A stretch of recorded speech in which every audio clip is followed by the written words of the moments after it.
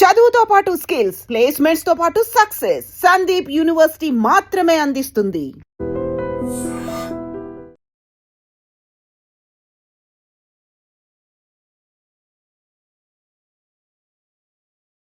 ఇప్పుడు ఒక రాజకీయ నాయకుడు ఎవరైనా ఒక చిన్న కార్పొరేటర్గా గెలిచిండ్రు అనుకుంటే, ఒక వార్డు మెంబర్గా గెలిచిండ్రు అంటేనే బోల్డంత ఆస్తులు కూడబెట్టుకుంటుంటారు. కార్లు ఉంటాయి, బంగళాలు ఉంటాయి, సో ఎక్కడికక్కడ ప్యాలెస్లు ఉంటాయి, భూములు కొనుక్కొని పెట్టుకుంటారు, రియల్ ఎస్టేట్ బిజినెస్లోకి దిగుతారు.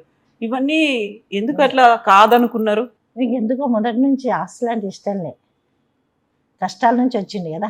5 సంవత్సరాల వాళ్ళ నాన్న చనిపోయింది, వాళ్ళ అమ్మ ఒక ఏన్యం డ్యూటీ చేసుకొని పిల్లలు నడిపింది. అందుకనే ఆ కష్టాలను చూసి, కష్టాలు ఉన్న వాళ్ళకి ఏదన్నా ఇంత సహాయం చేయాలి తప్ప సంపాదించి ములుగుతే ఏమొస్తుంది, ఏమి రాదు అని చెప్తారు. మరి ఇప్పుడు దేవుడి కళ్యాణాలు చేయిస్తారు, శ్రీరామనవమి అన్ని చేయిస్తారు, పండుగలు అన్ని ముస్లిం, క్రైస్తవ అన్ని. మరి ఆ హిందూ డబ్బులు పండుగ. ఎక్కడి నుంచి వస్తాయి? అవన్నిటికి రియల్ ఎస్టేట్ చేస్తారు. రియల్ ఎస్టేట్ చేసిన డబ్బులు ఇంకా రేపటికని దాచిపెట్టారు. ఆ వచ్చిన అసలే పైసలు లేవు. ఇప్పుడు శ్రీరామనవమి వస్తుంది, శ్రీరామనవమి కాదు 15th రోజు ఇఫ్తారింది ఉంది. దాని పైసలు కావాలంటే ఫ్రెండ్సే అప్పు తెచ్చిస్తారు. అప్పు చేయడం అనేది ఆయన అదృష్టం, ఇక అంతే. మరి ఎట్లా తీరుస్తారు? ఎట్లనే రియల్ ఎస్టేట్ చేసి వచ్చిన డబ్బులు ఇవ్వాలి వాళ్ళకి. ఇక కొన్నిసార్లు రివర్స్ అయినా కానీ చెప్తాడు, అరే భయ నీకు ఇప్పుడు కాకపోతే రేపని ఇస్తా, 1కి 10 ఇస్తా, కానీ ఇప్పుడు లేవు, ఆగండి అని చెప్తాడు. ముందు నుంచి ఇంతేనా? 5 సంవత్సరాల నుంచి కలిసి ఉన్నాం మేమిద్దరం. 5 ఏళ్ళ నుంచి చూస్తున్నా. 5 ఏళ్ళప్పుడు కూడా చిన్న చాక్లెట్ కొట్టులో పోయి కూడా ఖాతా పెట్టేస్తుంది. మీ ఫ్రెండ్స్, చైల్డ్హుడ్ ఫ్రెండ్స్ చిన్నప్పటి నుంచి. అందుకే ఇక నేను అడ్జస్ట్ అయిపోయాను. ఇక ఈయన మారాడు కదా. అప్పటి నుంచి కూడా కిరాయి సైకిల్ తీసుకొని ఊరంతా తిరుగుతాను. స్కూల్కి వెళ్ళకుండే ఊరంతా తిరిగేసి వస్తుండే సైకిల్. వాళ్ళ అమ్మ అనుకుంటుండే స్కూల్కి పోయిండు కొడుకు అని. అంతే. 50 ఏళ్ల నుంచి చూస్తున్నారు ఆయన. అర్థమైపోయింది కంప్లీట్ గా ఆయన ఏంది మైండ్ సెట్. మనమే మారాలి, కానీ ఆయన మారాడు.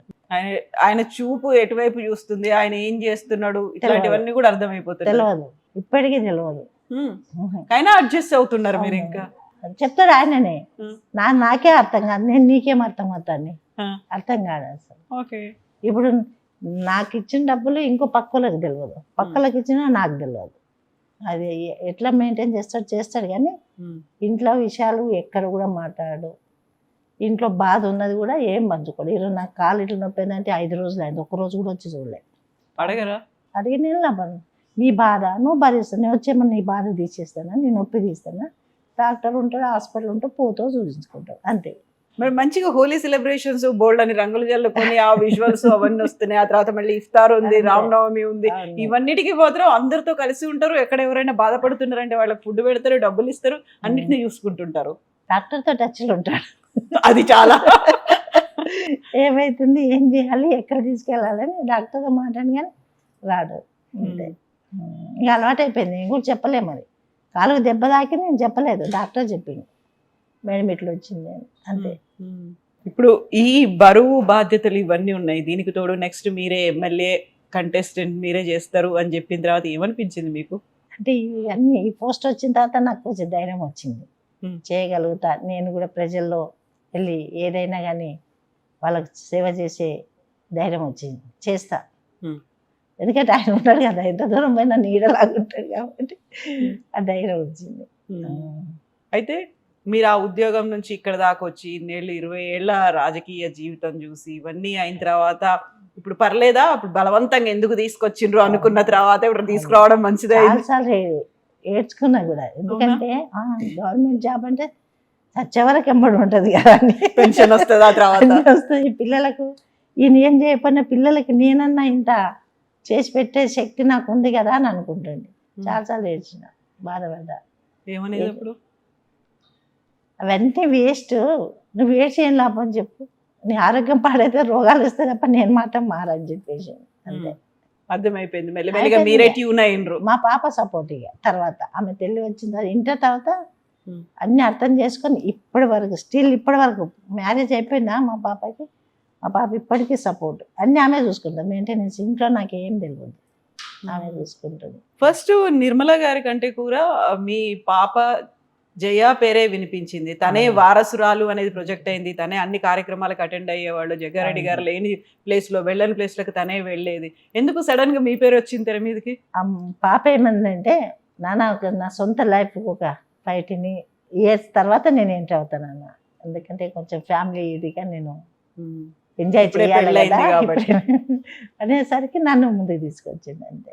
ఆమె ఎప్పటికైనా ఆమె మీకు ఓకేనా ఇప్పుడు మీ ఎమ్మెల్యేగా మీ క్యాండిడేట్ మీరే కంటెస్ట్ చేస్తారు. ఇప్పుడు రాహుల్ గాంధీ వచ్చినా రేవంత్ వచ్చినా అసలు నేను వినను. నెక్స్ట్ మా నిర్మలనే ఉంటది, మా ఆవిడనే ఉంటది అన్నప్పుడు ఒప్పుకున్నా. ఇంకా అలవాటైపోయింది తిరుగుడు బయట. ఓకే చేయగలుగుతానని నాకు కూడా కోరిక ఉండే. ఇక్కడ వచ్చిన గ్రీన్ పెన్ కానీ నేను డ్యూటీ చేసేటప్పుడు నాకు ప్రమోషన్ వస్తుండే, గ్రీన్ పెన్ వస్తుండే. నువ్వు అనవసరంగా నన్ను ఏదో చెత్తలు పడేసినావు అని అంటే సరే నీ కోరిక నెరవేరుస్తా అని చెప్పి ఎమ్మెల్యే అని చెప్పిండు. కానీ ఈ పోస్ట్ కూడా వచ్చింది. ఇప్పుడు 2 బాధ్యతలు ఉన్నాయి, అటు పార్టీని చూసుకోవాలి, ఇటు ప్రభుత్వాన్ని కూడా చూసుకోవాలి మీరు. కానీ మా జిల్లాలో నాయకులు చాలా మంచి సపోర్ట్ ఇస్తారు. అంటే ఒక ఆడపిల్లగా ఉన్నానో ఏమో తెలియదు డీసీసీకి, కానీ దామోదర్ రాజనరసింహ కానివ్వండి, సురేష్ శెట్టి గారు, సంజీవ్ రెడ్డి, శ్రీనివాస్, వీళ్ళంతా 5 కాన్స్టిట్యున్సీ వాళ్ళు నన్ను ఏది చెప్పినా నన్ను తప్పు పట్టారు. వాళ్ళు అమ్మొస్తే చాలా అంటారు తప్ప ఏది చెప్పినా వాళ్ళు ఓకే. నేను ఏది అడిగినా వాళ్ళు ఇవ్వడానికి సిద్ధం. అంతే. కాంట్రవర్షన్ అయితే మా జిల్లాలో లేదు. బట్ చాలా యాక్టివ్ గా పార్టిసిపేట్ చేయాలి.